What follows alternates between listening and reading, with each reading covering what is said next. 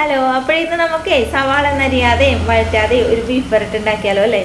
അത് 4 ചേരുവകൾ വെച്ചിട്ടുണ്ടെന്ന് ഞാൻ ഒരു ബീഫ് വരട്ട് ഉണ്ടാക്കിയാണ്. ഇപ്പം നിങ്ങൾ വിചാരിക്കുമോ 4 ചേരുവകൾ മതിയാ, ഇതിനൊന്നും മസാലപ്പൊടിയൊന്നും വേണ്ടേന്ന് ചോദിക്കും. മസാലപ്പൊടിയുടെ ആവശ്യമൊന്നുമില്ലടോ ഈ ഒരു ബീഫ് വരട്ട് ഉണ്ടാക്കാനായിട്ട്. എന്നാൽ പിന്നെ ഇവിടെ തള്ളൊന്നും കേട്ടിട്ടല്ല, കണ്ടിട്ട് എൻ്റെ കാര്യമൊന്നും വിചാരിച്ചില്ല, പോരട്ടെ അതിൻ്റെ പുറകെ.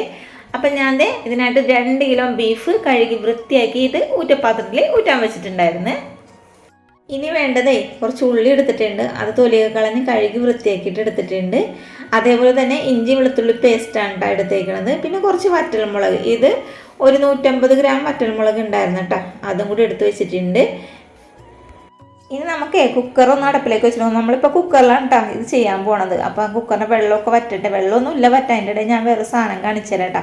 വേറെ ഒന്നല്ല, അതാ എനിക്കൊരു ചേച്ചി, അതായത് എൻ്റെ സബ്സ്ക്രൈബർ ഉഷ എന്നുള്ള ചേച്ചി എനിക്ക് കൊണ്ടുവന്ന് തന്നാണ് കേട്ടോ. കടയിൽ ഭക്ഷണം കഴിക്കാൻ വന്നതാണ്.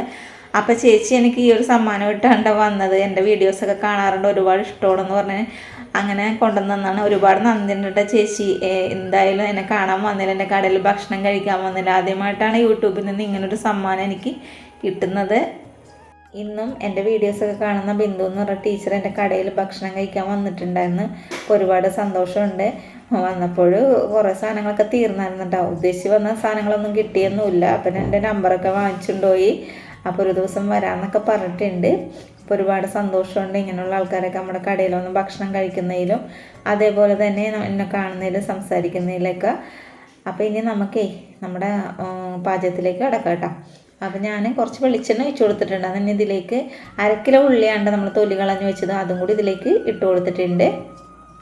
അപ്പോൾ അതിൻ്റെ ഇടയിൽ നമുക്ക് ഈ വറ്റൽമുളക് ഒന്ന് ഞെട്ടൊക്കെ കളഞ്ഞെടുക്കാം. അപ്പോൾ വറ്റൽമുളക് തന്നെ വേണമെന്നില്ല കേട്ടോ, ചതച്ച മുളകില്ലേ അതുണ്ടെങ്കിൽ അതും മതി കേട്ടോ. നമ്മുടെ അടുത്ത് അതില്ലാത്തതുകൊണ്ടിട്ട് ഞാനിപ്പോൾ മിക്സിയുടെ ജാറിലിട്ട് നിന്ന് ചതച്ചെടുക്കാൻ പോണേണ്.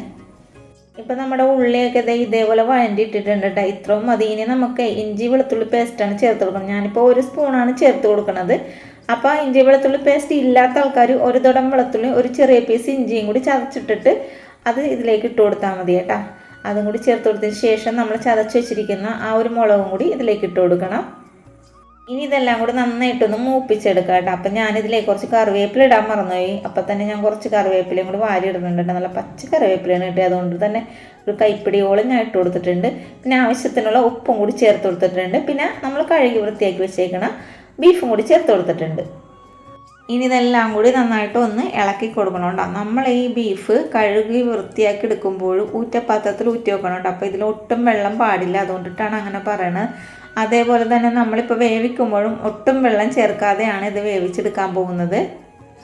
ഭയങ്കര മറവിയായിപ്പോട്ടെ, മഞ്ഞപ്പൊടി ഇടാൻ മറന്നു. ഇന്ന് ഇതാ കുറച്ച് മഞ്ഞപ്പൊടി ഇട്ട് കൊടുത്തിട്ട് ഇത് ഞാൻ മൂടി വെച്ചിട്ട് വേവിച്ചെടുക്കാൻ പോണേട്ടാ. നമ്മൾ മേടിക്കുന്ന ബീഫ് നല്ല മൂത്ത ബീഫൊക്കെ ആണെങ്കിൽ ഒരു 6 വിസിലോളം വേണം. ഇളയ ബീഫൊക്കെ ആണെങ്കിൽ 2-3 വിസിൽ മതിയാവും കേട്ടോ. അങ്ങനെ ഞാനൊരു 6 വിസിലുണ്ടായിരുന്നു കേട്ടോ. നല്ല മൂത്ത ബീഫാണ്. അതിന് ശേഷം ഫ്ലെയിമൊക്കെ ഓഫ് ചെയ്ത് ആ വിസിലൊക്കെ പോയതിന് ശേഷമാണ് ഞാനിപ്പോൾ തുറന്ന് നോക്കിക്കേ. ഒട്ടും വെള്ളമൊന്നും ചേർത്തിട്ടില്ല കേട്ടോ. എന്നിട്ട് പോലും കണ്ടില്ല ഇത്രയും ചാറുണ്ട്. പിന്നെ ഇപ്പം ഉത്സവങ്ങളുടെ കാലവുമാണ്, അതേപോലെ തന്നെ നോമ്പ് കാലം എല്ലാം കൂടി ആയതുകൊണ്ടിട്ടേ ഈ ബീഫൊക്കെ പോക്ക് കുറവാണ്. അതുകൊണ്ട് ഞങ്ങൾ കുറച്ച് ബീഫ് മേടിച്ചിട്ടാണ് കേട്ടോ പാചകം ചെയ്യണത്. അന്നേക്ക് മേടിക്കുള്ളൂ. ഇനി ഞാൻ അതൊരു ഉരുളിയിലേക്ക് ഇട്ട് കൊടുക്കണ്ട കേട്ടോ. ഇനി നമ്മൾ ഈ ഉരുളിയിലിട്ടിട്ട് വേണം നന്നായിട്ടൊന്ന് വരട്ടി എടുക്കാനായിട്ട്. കുക്കറിലിട്ടിട്ടായാലും വരട്ടി എടുക്കാം കേട്ടോ. പക്ഷെ ഉരുളിയിലിട്ടിട്ടാകുമ്പോൾ ഒരു പ്രത്യേക ഭംഗിയുണ്ടാവും, അതേപോലെ തന്നെ ഒരു തൃപ്തി ഉണ്ടാവില്ല വരട്ടുമ്പോൾ. അതുകൊണ്ടിട്ടാണ് ഞാൻ ഉരുളിയിലേക്ക് ഇട്ട് കൊടുത്തത് കേട്ടോ. അങ്ങനെ കുറച്ച് സമയത്തിന് ശേഷം നമ്മുടെ ബീഫൊക്കെ വരട്ടി എടുക്കുന്നുണ്ട് കേട്ടോ. എന്താ കണ്ടില്ലേ, കാണുമ്പോൾ തന്നെ കൊതിയാവട്ടെ, അത്രയും ടേസ്റ്റാണ്. ഇപ്പം തന്നെ കഴിക്കാൻ തോന്നും ഈ ഒരു ബീഫ് വരട്ട് കണ്ടിട്ടുണ്ടെങ്കിൽ. അപ്പോഴേ മതിയാക്കാല്ലേ. ഇനി ഫ്ലെയിം ഓഫ് ചെയ്യാം. കാരണം എന്ന് വെച്ചാലേ വരട്ടി ഈ ഒരു പരുവമായിട്ടുണ്ടേ. ഇനി മതി, അധികം വരട്ടി കഴിയുമ്പോൾ ഫ്രൈ ആയി പോകുന്ന എൻ്റെ വിശ്വാസം. അതുകൊണ്ടിട്ട് ഞാൻ ഫ്ലെയിം ഓഫ് ചെയ്ത് ഇനി നമുക്കിതൊരു പാത്രത്തിലേക്ക് വിളമ്പണം കൂടി കാണിച്ചു തരാം കേട്ടോ. കൊള്ള പാത്രത്തിലേക്ക് ഇടുമ്പോൾ നല്ല ഭംഗിയുണ്ട് കാണാനായിട്ട്, കഴിക്കാനും തോന്നണ്ടല്ലേ. എന്നാൽ പിന്നെ പോയി 1 കിലോ ബീഫ് മേടിച്ചിട്ട് ഇതേപോലെ ഉണ്ടാക്കി ഇപ്പം തന്നെ നോക്കിക്കോ.